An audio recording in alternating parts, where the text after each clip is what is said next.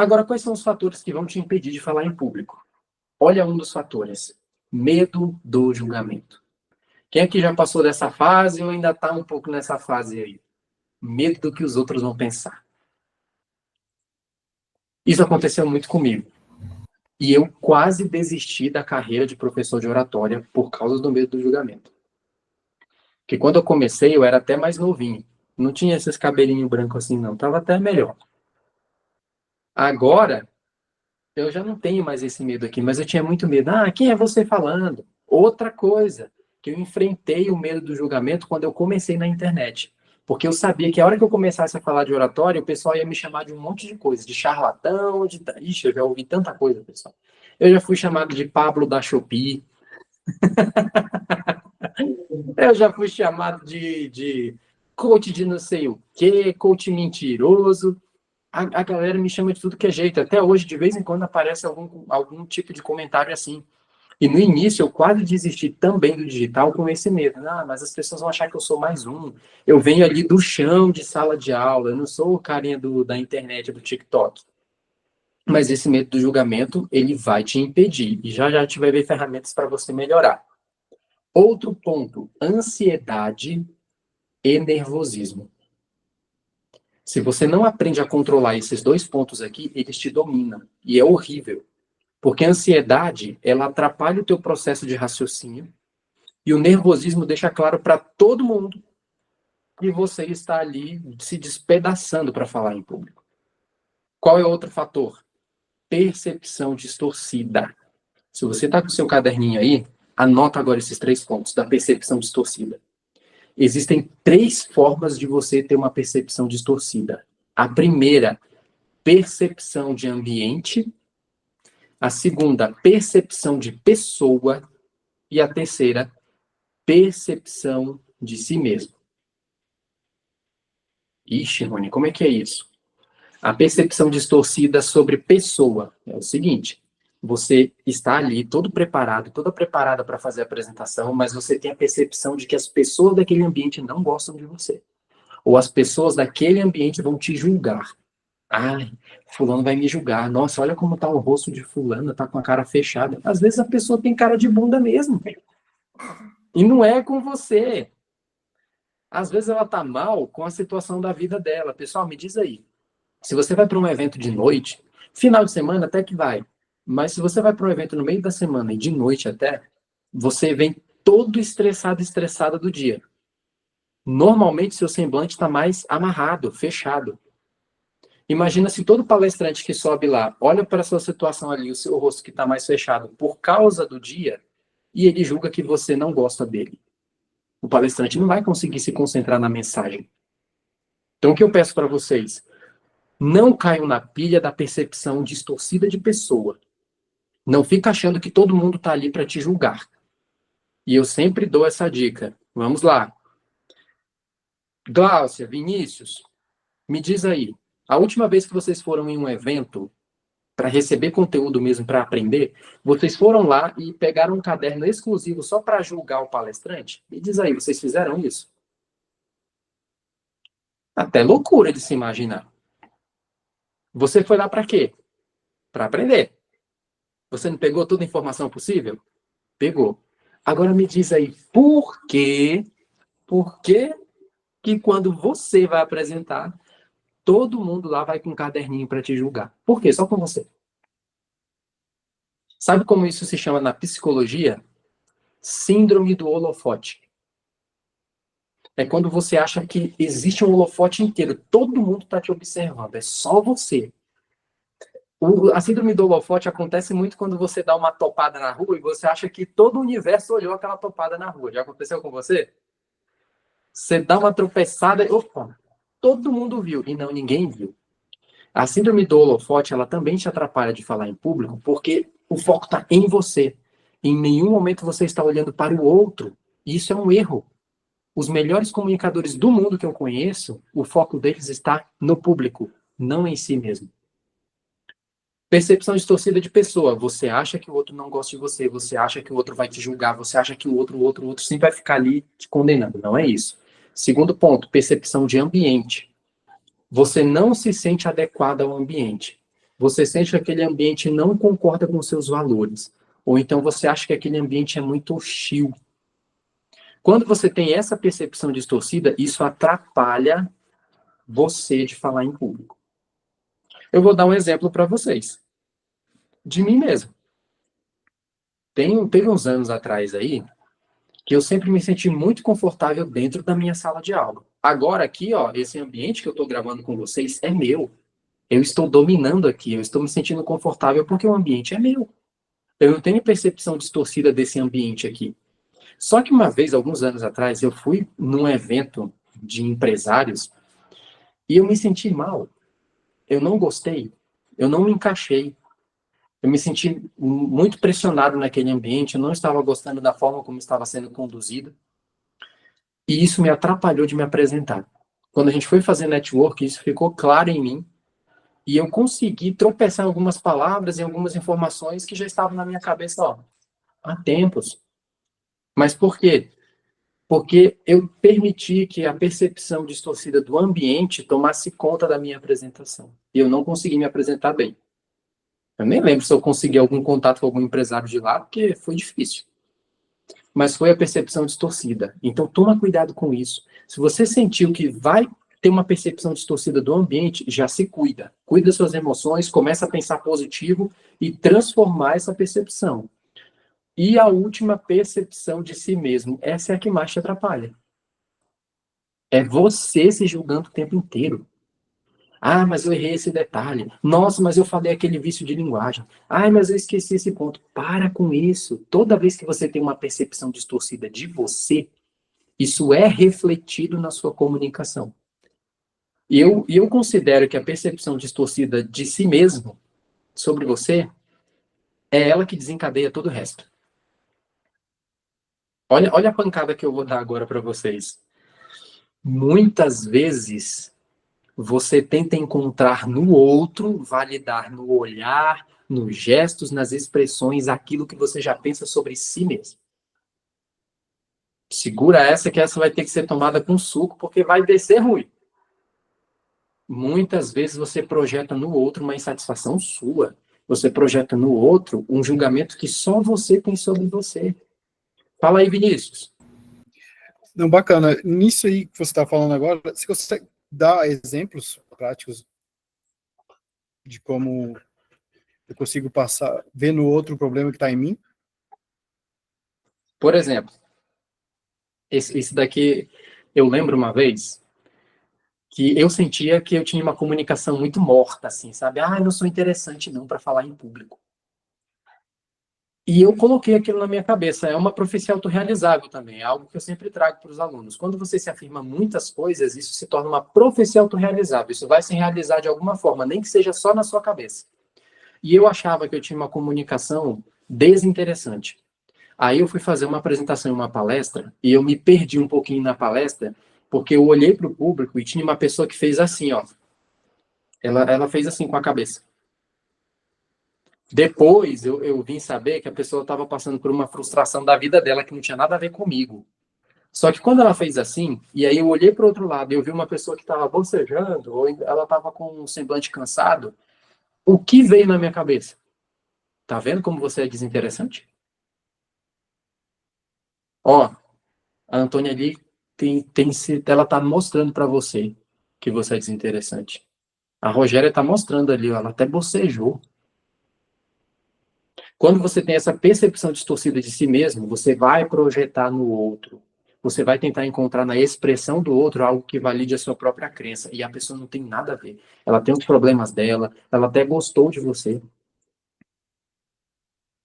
Conseguiu compreender aqui? Ah, uma outra. Essa daqui eu sempre conto. Foi a minha primeira aula com a primeira turma de oratória e o professor deles, que era amado, querido demais, ele tinha saído da metade do curso para o final. Eu peguei o curso da metade para o final e era a minha primeira aula. A minha aula foi show, viu, turma? Porque eu já tinha técnica de oratória, eu gostei muito daquela apresentação, os alunos também deram feedback. Só que olha o que eu me apeguei, a expressão de uma aluna que estava lá no fundo, no meio, bem no fundo da sala, eu lembro até hoje. A sala tinha um pequeno palco, E de lá eu olhei a aluna lá no centro e ela estava assim, ó.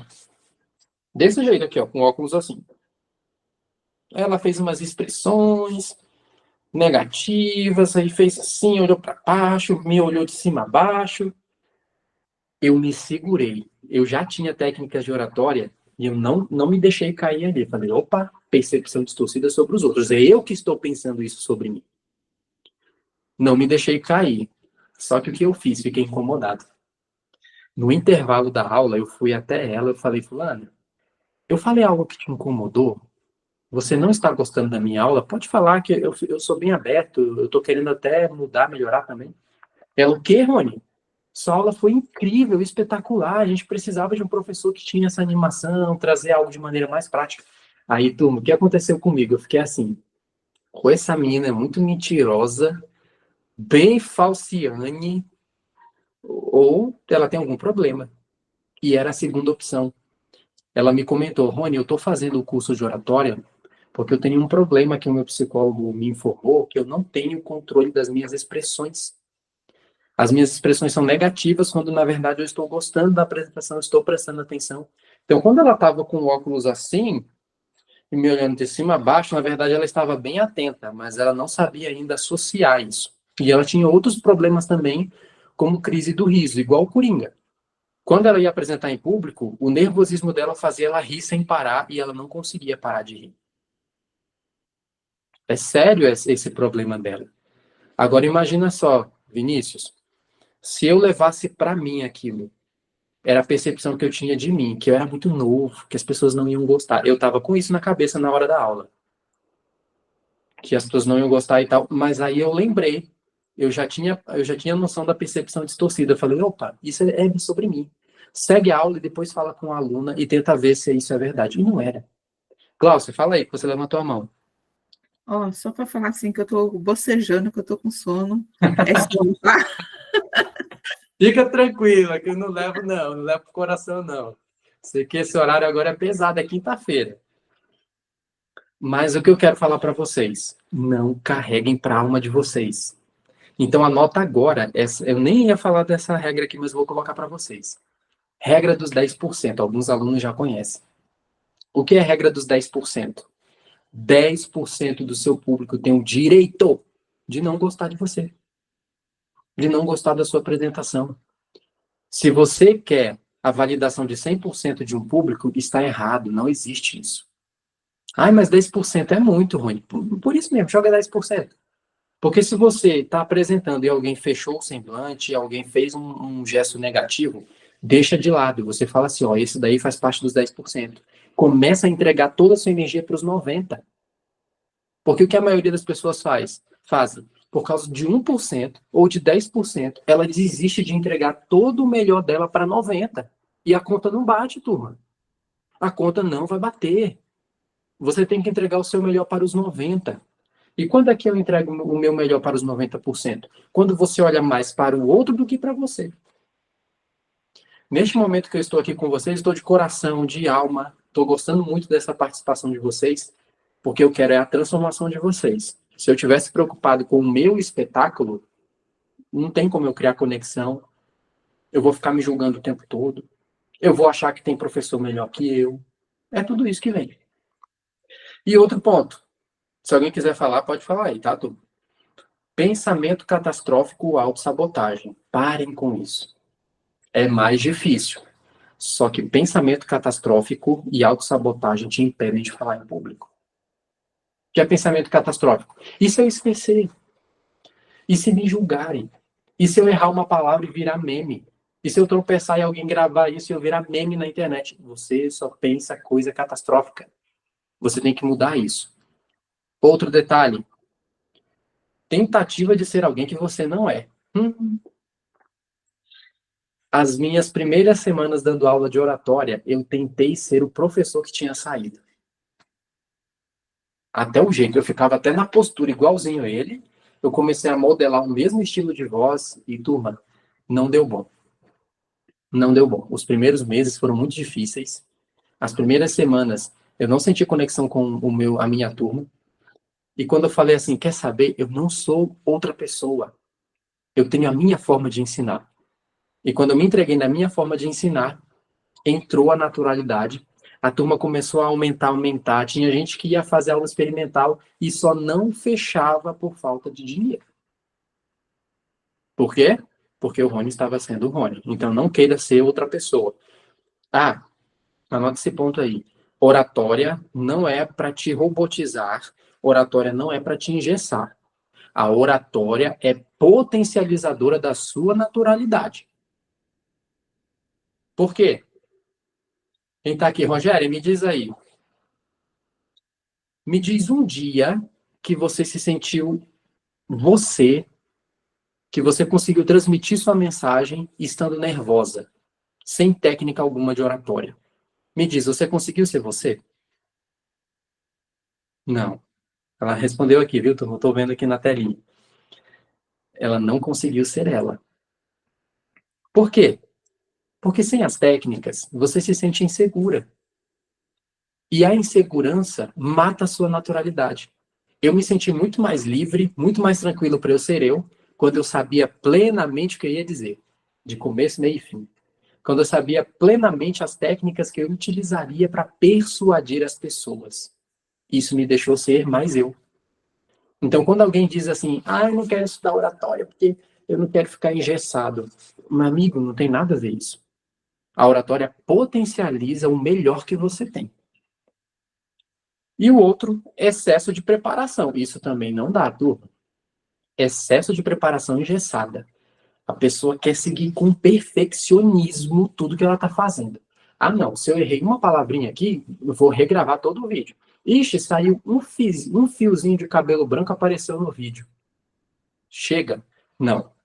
Eu tive um aluno que ele passava 4 horas para gravar um vídeo de 1 minuto.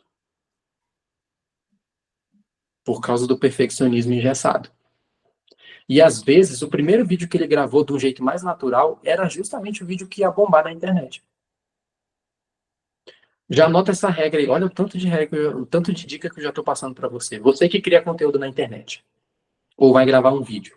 Grava o vídeo e melhora só depois que você postar. Gravou, publicou, olhou, fez análise. E análise, não é julgamento. Fez análise. Opa, não modulei a voz aqui. Preciso melhorar esse ponto. Vai melhorando. Se chama iteração. É uma palavra que está nova aí na internet. Se chama iteração. O que é iteração? Eu publico, melhoro no próximo. Publico, melhoro no próximo. E assim você vai evoluindo. Alguém quer falar algo? Fala aí. Pode falar. Seria um grande desafio fazer isso. Tem que gravar cada videozinho de 15 segundos, eu gravo uns 20 para sair ele mais ou menos.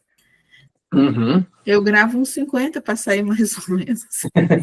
É desafiador, turma. No início, eu também, tá?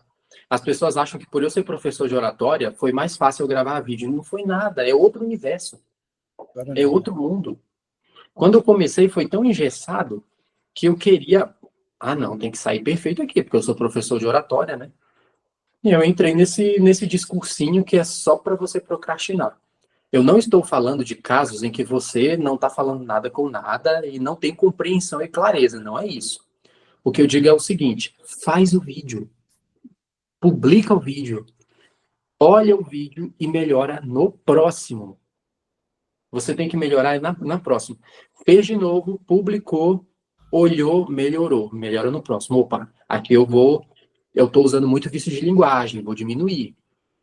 Não modulei a voz, não dei uma ênfase na voz. Vou melhorar. A regra aqui é de ouro, viu? Porque o vídeo que você vai publicar e vai estourar você na internet é aquele que você achava que estava imperfeito. Rony. Oi. Mas o que eu penso assim, quando eu gravo um vídeo, né? Não é nem tanto assim a questão da entonação da voz, é o conteúdo que eu quero transmitir. Às vezes, quando eu faço sem um prompt, eu esqueço. Uhum. Aí eu fico regravando, porque aí eu sempre esqueço uma parte que eu queria que tivesse no vídeo. Sem o prompt, às vezes, a gente esquece e é complicado. Qual é a dica que eu dou? Primeiro, tenta falar de uma maneira mesmo mais natural, não se concentra em falar palavra por palavra, internaliza o conteúdo, olha para ele e fala assim, internalizei. Se eu falar aqui nesse vídeo, não importa com que tipo de palavra, se eu falar, vai ficar compreensível, eu vou conseguir entregar a mesma mensagem, grava e manda. Mas eu te dou uma outra dica, se você não tem um teleprompterzinho lá, faz gravações cortadas. Sim. Então, eu uso o teleprompter, mas eu quero fazer sem, eu quero fazer mais natural. Então, eu vou testando. Tá, então o que Mais você vai natural. fazer? Olha só para você melhorar, para não usar o teleprompter. Você vai pegar o roteirinho lá do seu vídeo, e aí você vai pegar a primeira parte, como é a introdução, como é que eu quero jogar energia na introdução. Você vai gravar, aplicou, fez a introdução, para. Ou para ou deixa gravando, às vezes eu deixo já gravando de uma vez, eu vou fazendo em partes. Olha de novo o roteiro, opa, eu tenho que dizer agora esse ponto, e volta a gravar. Tararara. Faz isso cortado. Depois você só vai cortar as partes que você não quer deixar no vídeo, e você vai fazer isso sem roteiro, sem olhar, ler o roteiro ali. Você só vai olhar e fala, pronto, agora é a hora de falar sobre isso. Volta, começa a gravar. Parou, próximo, e assim você faz as 3 partes: a introdução, o desenvolvimento do vídeo e a conclusão do vídeo. Esse é o primeiro passo para depois você ficar mais natural. Com o tempo, você só vai ligar a câmera e já vai estar a organização de ideia. Entendido? Uhum, entendi. Ok, e pouca clareza mental. Esse daqui é um dos fatores. Você não tem clareza de início, meio e fim. Vocês já observaram que a maioria das pessoas vão falar um assunto com a equipe, começam a gravar um vídeo, ou então querem fazer uma apresentação simples e ela não tem clareza do que vai falar no início, o que vai falar no desenvolvimento e como vai fechar o discurso. Ela não pensa nisso. Às vezes, se ela só anotasse os tópicos num post-it, num papel, ela conseguiria se comunicar com clareza. E ó, olha aqui agora, não tenha vergonha disso aqui. Roteiro. Isso daqui é o meu roteiro, não tem nada, nenhuma palavra aqui para memorizar, só tem um esqueleto, que agora é a hora de eu falar para vocês sobre fatores que impedem de falar em público, e daqui a pouco vem um outro detalhe, que são técnicas para lidar com o nervosismo. Se eu esquecer, eu só olho aqui, ó, agora é a técnica, são as técnicas, eu já domino o conteúdo. Não tenha vergonha de roteiro.